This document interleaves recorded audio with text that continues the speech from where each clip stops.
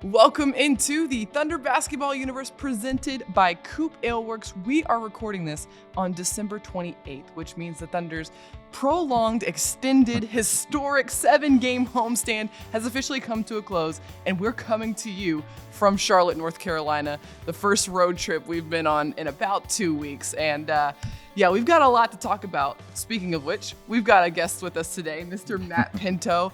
Perfect time to have him join the TBU crew today. We got to talk about the homestand. We got to talk about the defense that the Thunder's been playing recently. And of course, some pretty impressive performances by none other than Shai Gilgeous-Alexander.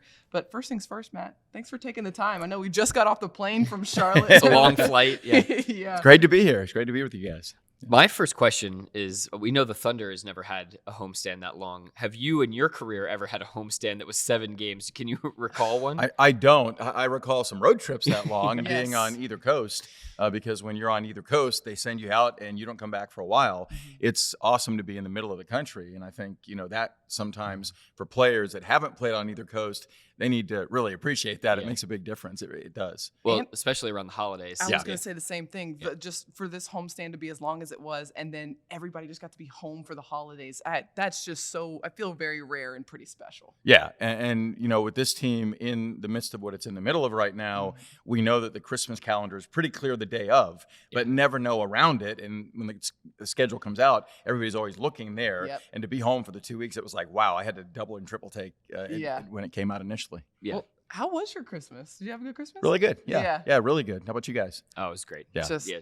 did Two- nothing for 2 days. 2 young kids. My daughter's 2 years old, so Christmas just magical right now. Yeah. So it was really great. We did a home gym this Christmas for the family. Uh-huh. And I'm not going to tell you how long it took to put that. Oh, did you I was like an actual home gym? Yeah.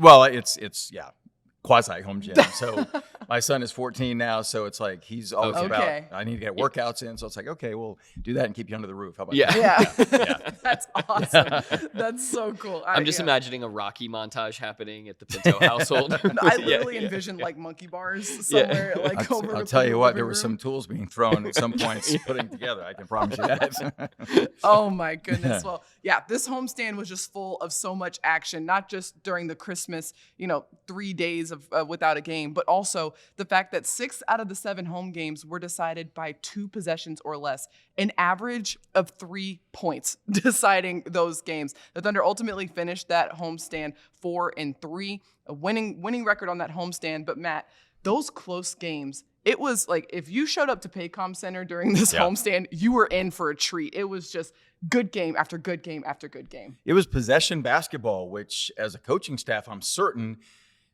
it's a dream to have happen, because with a young team, to have them developing in that scenario with a level of competition, needing to execute possession by possession, to value each possession, I think it was an extraordinary opportunity for this young team to learn. And there were a couple of hits that they took early in the homestand. Miami and Minnesota both beat them by a couple of points, delivering on last-second shots, executing maybe at a bit higher level. Then the Thunder rebounded to win 3 in a row, knocking Portland off twice. Shai a hero on one of those, and the other, it was a defense that really was the calling card for the Thunder, winning the stretch 8-0 to pull that out by 3 points. They had the San Antonio game, which was the outlier in the bunch, and the Memphis win, which facing the majority of tough Grizzly players, Thunder pretty much dominated throughout the course of the game, wound up winning the game by 6. But that's another lesson, because down the stretch, they probably took the foot off the gas a little bit, and a veteran team made them pay to let them know you really can't afford to do that. Matt, speaking plainly, this type of stretch with this many close games was not something that was happening the last 2 seasons for this young OKC team. This is still the youngest team in the NBA this year, the second youngest in NBA history. But what are you seeing from this group, just given your experience of seeing teams kind of at every different portion of the spectrum, that's allowing them to be in these types of games? And is this a signal of something that maybe is good to come? I think, the simple answer would be there's a feistiness about this group of players that the competitiveness has certainly risen. I think the talent level is higher than it's been in the last couple of years in general. And when you have players like Kenrich Williams and Mike Muscala who are binders, what I mean by that is they're glue players at both ends of the floor. They make a difference. They get loose balls. They set picks where they need to be set. They're able to come up with defensive stops at critical junctures of games. And you have the luxury of Shai Gilgeous-Alexander, who can create a shot and get into the lane virtually at will, and he truly can. I mean, 3 straight years now leading the league in drives. Those are all luxuries to have, and those are difference-making elements in wins and in scenarios where even when you're down 20 at some point in the first half, you know this team has that rallying cry and has that DNA, with the coaching staff making the adjustments and this team buying into those adjustments and executing in real time those adjustments, which is pretty extraordinary. I'm going back to something that you mentioned, and I think it's so important. It's the value of every possession, the lesson in that this team is learning, especially during this stretch of close games. It's easy to see the value in every possession when every possession matters. It's down to the last 5 minutes, and now it's just a possession game. But when you zoom out and you look over the course of an NBA season, every single possession ultimately does matter. It's just harder to tell. But being able to be in these games teaches you that lesson, kind of the hard way, really. Yeah, I mean, it's one thing to say you got to eat your broccoli, but it's another when you're actually playing and you're trying to be at your peak performance, and if you're not eating right, then you're going to feel it the next day. It's kind of similar with this situation where if you're not playing a sport and you're just not in a competitive environment, like sure, it's easy to take a possession off maybe once in a while, but like in these situations, no possessions off. Some of these games have just felt like they were in crunch time for the entirety of the game. Exactly. Yeah. 14 games decided by 6 or fewer, 2 possessions. 6 of the last 7 have gone that direction. There have been 23 clutch games, meaning final 5 minutes being determined by 5 points or fewer. That leads the league. And this team's played 5 overtime games. I mean, you couldn't order up a better initial, 33, 34 games for a young team to develop and sort of get thrown into the deep end of the water. And let's see how you handle these challenges. Yeah. Exactly. So the interesting thing is, the Thunder went through those stretches, the first 6 games of that homestand where it was just clutch game after clutch game, crunch time after crunch time. And then the San Antonio game happened. This game was very different, had a completely different tone than the rest of them, because in the first 6 games, it seemed like the Thunder was rallying back from something, right? Like they got hit and they had to bounce back. They had to show that resilience in that fight that we've seen so many times throughout this season. In this San Antonio game, they threw the first punch. They had 70 points in the first half, and it was just, they set a tone from the outset, and it seemed like, Matt, they took some of the lessons from those previous 6 games and obviously the other clutch time games this season and said, all right, we're going to make it a statement here that our focus is to come out to a strong start. Yeah, and I think complementing the rise defensively recently, Mark Daigneault before the San Antonio game said, I want to see us really get after it offensively tonight. This is an opportunity. We want to elevate our pace. We want to be consistent in hunting good shots, not settling, being patient the way we attack this San Antonio defense. And for the most part, the team was with 70 first half points. The thing I loved about the game, though, guys, is that the previous game against New Orleans, Thunder were in a position to win in the fourth quarter. It didn't happen. Yeah. The Pelicans, to their credit, had executed them down the stretch, forced overtime, won the game by 3. Same scenario against San Antonio a game later, 2-point game after 3 quarters, and the Thunder in the fourth quarter were relentless. They never took their foot off the gas, and they made it, in essence, a 20-point game at one point in the fourth, wound up winning the game by 16. I think that's applying learning game to game, which you can't ask for anything at a higher level for a team this young. And doing what you should do at home when you had 3 days off is sprint through the finish line. And this team has talked about doing that. They've worked on doing that. And that was probably the best example that we've seen, particularly after getting kind of knocked back in that third quarter, something the Thunder has not had happen to them at all this season. OKC's been the best third quarter team all year in terms of point differential, one of the highest scoring teams in the third. The Spurs outscored OKC by 8 in that third frame. They didn't let that knock them off their game for the rest of the night. They actually responded in the fourth quarter absolutely phenomenally, plus 14 in the fourth, and really ran away with it.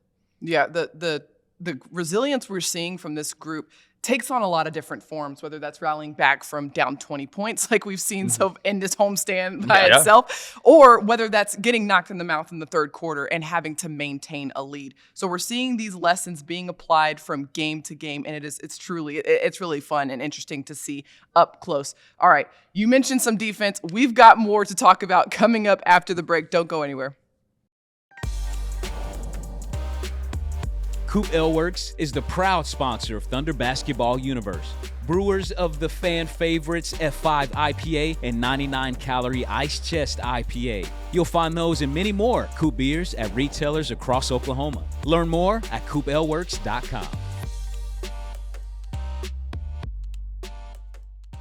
All right, so one of the themes for the Thunder over these last 5 games in particular, at least from my perspective, is the consistency on the defensive end. And this is an area where the Thunder has always wanted to hang their hat. It's something that they really want to be foundational to their identity. And so far this season, it's fluctuated. It's gone up and down as most young teams go through. But over these last 5 games, it seems like this team has found a little bit of consistency into how they want to play stylistically on the defensive end. It just a couple numbers here. So in their last game against San Antonio, 10 blocks and 10 steals for the group.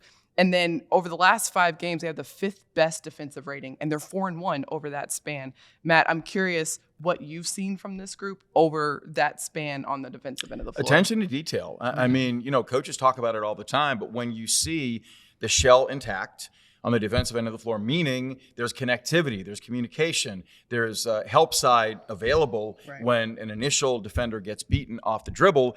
That's the way it's structured. But in the sea of an 82-game regular season, sometimes habits fall by the wayside, and it's difficult to correct those with the volume of games being played. I think that there is a stark difference right now in the way this team is defending and the attention to detail that we're seeing. Yep. And I harken back to Shai again, because when your best player is willing to give the effort he's giving defensively, it rallies guys, it inspires guys. Last night, or against San Antonio, 4 block shots, a couple of steals. It's not just those plays, it's others that he's making. He's staying in position. He's able to stay in front of guys that in the past, frankly, he has not been there to do. And it makes a difference because I think the guys around him recognize he's giving the effort. If he's giving it, then they certainly can. And I think that makes a big difference. Shai, top 10 in the NBA in steals and blocks combined. Mark Daignault says, hey, with a guy that's playing this volume of minutes, for us to have the defensive rating and the metrics that we have, he's got to be doing something right on the defensive end, and he's certainly doing more than just a little right. It's not just those kind of catchy numbers, the steals and the blocks. It's the positional things. Something you talked about, the fundamentals, Matt, and a play that stood out to me from last night's game was very simple. A quick-stepped closeout, high stick hand by Trey Mann on the wing, stopped a 3-point shot from either being able to even be taken. And so just some of those little moments when you're in the shell and then you're firing out to just limit a look and have to make them make the next play. I think that possession either ended up in a late clock heave or ended up in a shot clock violation. And so those are the types of plays that really flummox the opposition. It's interesting, too, because Shai obviously has to be a tone setter for multiple reasons. The Thunder doesn't have a traditional rim-protecting, just big bruising guy at the rim. And yet they're one of the better rim-protecting teams in this league. That comes down to just straight up mentality, right? Yeah. And want to and focus. And Shai is obviously a catalyst in all of that. But I think about a guy like Isaiah Joe, who's willing to step in and take a charge at the rim, one of the smallest guys out there on the floor, or a guy like J-Dub diving on the floor for a loose ball to save it, keep it in bounds. Like those sort of plays, it all comes down to kind of mentality for me versus the X's and O's, especially for this young team. And the fact that a lot of these guys consider themselves positionless. They've been drafted that way. They've been cultivated to play that way. And you see it. This team leads the league in guards blocking shots. Right. So they know nightly that they don't have necessarily the height to deal with some of the opponents they do, or the girth at this point. A lot of these guys are still developing physically. So they know they've got to collectively community rebound. They've got to be intact defensively in order to get where they want to get. And look, the ultimate goal here is sustainable, high-level success. And in order for that to happen, the foundation's got to be laid. It has to be on the defensive end. Right. Defense travels in the NBA. It travels in any sport. But if you're up and down defensively. We've seen it from some teams this season. San Antonio, a great example in the game that ended the homestand. They don't defend consistently, and as a result of that, you're not going to outscore teams every night. It's not going to happen. So the Thunder, I think, are really wise in the way they're going about things. These guys are buying in. I even think about the point that you're making on a macro level too. So we see the shift in how the NBA game is being played, where bigs are spacing out to the perimeter, and it's actually smalls like Jalen Williams who are playing around the dunker spot. Well, the Thunder has taken that into account, and they've gone out and gotten big guards. Shai, Josh, J-Dub. These guys are 6'6" or above. Lou Dort plays big. Exactly. You forget that he's like typically the shortest guy in the starting lineup. Right. Yeah. And so what do you have, to your point, Matt, about the guards' blocks? When you have smalls that are actually playing lower on the floor, you've got guys with size down low that can give you some rim protection. Whereas, other teams who are playing, smaller guys down low, not to pick on anybody, but I think of a team in Charlotte who the Thunder's about to face, and Terry Rozier. If you have that guy down on the block, he's not going to be generating that type of disruption at the rim that the Thunder has.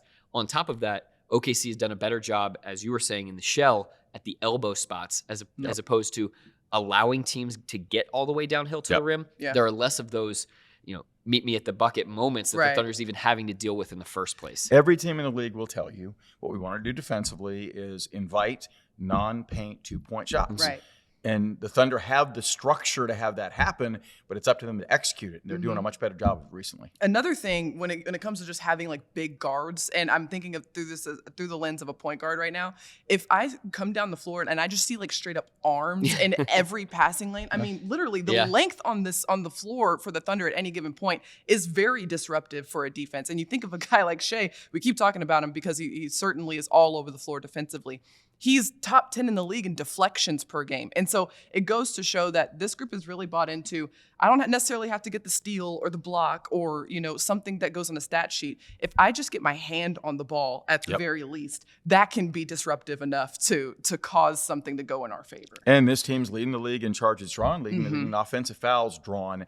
They're two different things.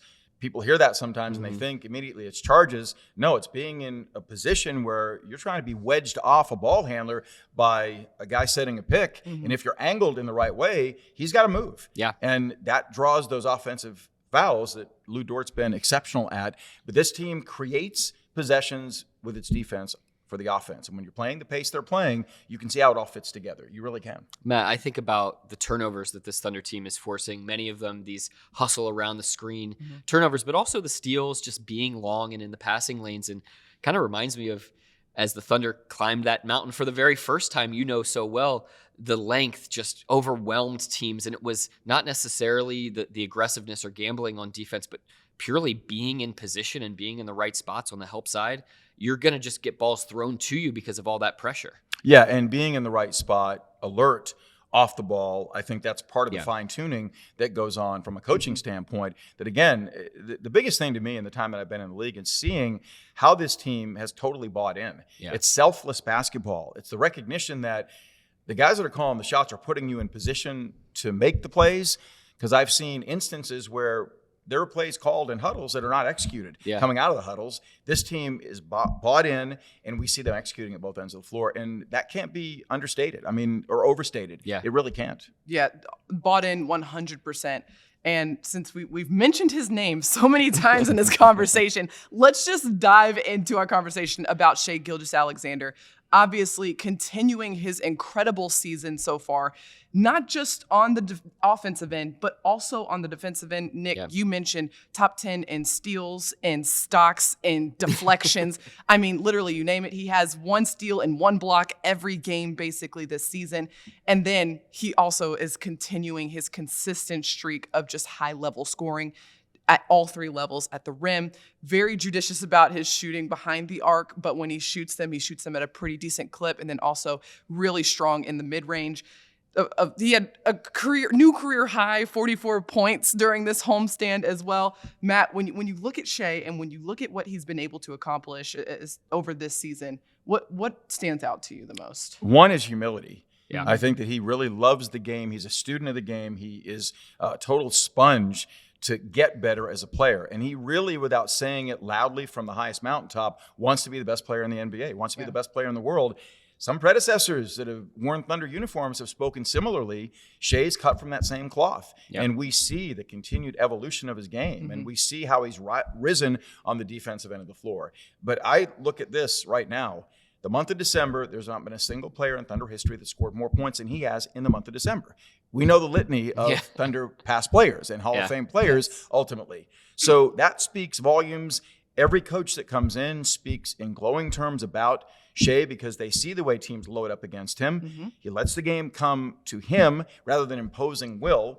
And because of the unique skill set he has, the way he's able to manage and not ever be hurried up, getting downhill to attack and set up teammates, he is as dynamic a force as there is in basketball, bar none right now. And I'm including Luka Doncic in that statement. Yeah, Matt, I love the point that you just made because as we've been talking about Shai, his scoring to me, in a sense, kind of runs in the background. And what I mean by that is it's not domineering. It's not possession binding. It's just in the flow of what's going on. We saw him at the beginning of the second half of that game against New Orleans. He scored on back-to-back backdoor cuts in just ways of getting into the flow of the offense without having to stand out and pound the ball. And that's beautiful, not just for him and the myriad of ways that he can score, but it's good for the team too. And I think he understands very innately his position within the team construct and how pivotal it is for him to be dialed at just the right pitch so that when his scoring happens, it's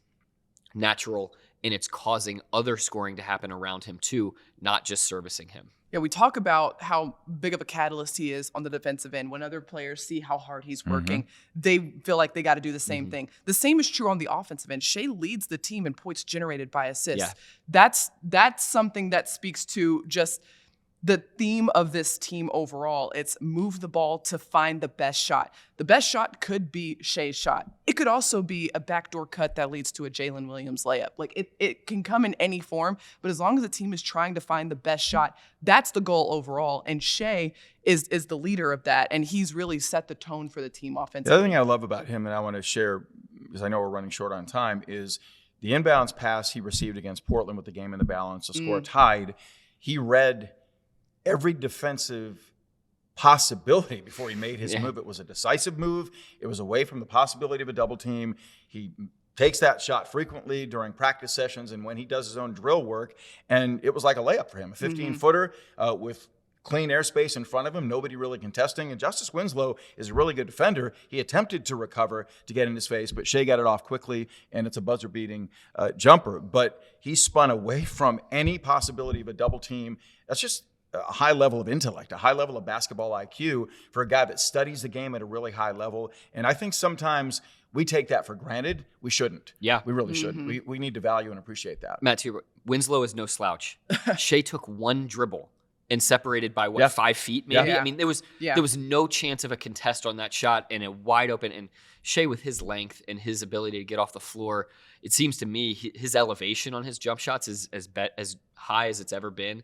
And so he's getting clean look after clean look. He works on that shot every single time he steps onto the floor. He told us, like, I only shoot shots that I know I'm going to be taking in a game. And that's such a good point, Paris. I'm so glad you brought that up because in that Portland game, Shai got off to, for him, a pretty horrific start. And the point that he made to us after the game was, I didn't try to force anything. I didn't go outside of myself. And the discipline for a guy who's making an all-star case to not want to go out there and think, well, I have to get to 30 tonight, or I have to, I've got to make my presence felt going up against Damian Lillard head-to-head. There was none of that. There was no forcing the issue. He didn't take a single shot that was outside of his repertoire. And I think we've seen that most in how judicious he's been on that step-back three. He took a lot of them last year. He has been very, very just selective in terms of which ones he's going to take this year. You mentioned discipline. I'll mention another word, trust. Yeah. He trusts his teammates. Yes. Yeah. He recognizes when he's being taken away by an opposing team's defense and it takes a lot of effort, a lot of energy, a lot of manpower. He's got guys around him that are going to support him, and it's a total team concept that he's completely with. And if there are going to be 2 people on him, somebody's open on the floor, and he trusts every single person that is out there on the floor with him. Nigel, you mentioned something earlier. I think it's very interesting. All-star voting. Huh? What? Oh, what? How did that happen? All-star voting is now open. You can vote Shai into the All-Star game and you got to go to nba.com/vote, or you can vote on the NBA app. Be sure to have an NBA ID. You can create that at nba.com/ID. And voting is now open. And one of those triple vote days is coming up soon. New Year's Day, January 1st, is the next triple vote day. So mark your calendar, circle that, go to your NBA app, and vote for Shai to the All-Star game. All right, let's give you a look as to what's on tap for the Thunder. We're in Charlotte right now because the team plays the Hornets tomorrow. After that, they go back to Paycom Center, and this homestand, this is the only one-off trip really for the past 2 weeks. The Thunder's going to wrap up the 2022 year at home against the Philadelphia 76ers on New Year's Eve. That's going to be inside of Paycom Center. We'd love to see you there. And keep an eye on those triple vote days. They're coming around the corner really quickly. All right. That wraps up today's podcast. Matt, thanks so much for joining us. Great to be here. Thanks, Always Matt. a pleasure getting a chance to talk to you. And thank you so much for watching and listening. Be sure to like, rate, and subscribe wherever you get your podcasts. Thank you so much to our producer. And until next time, Thunder up and catch you later.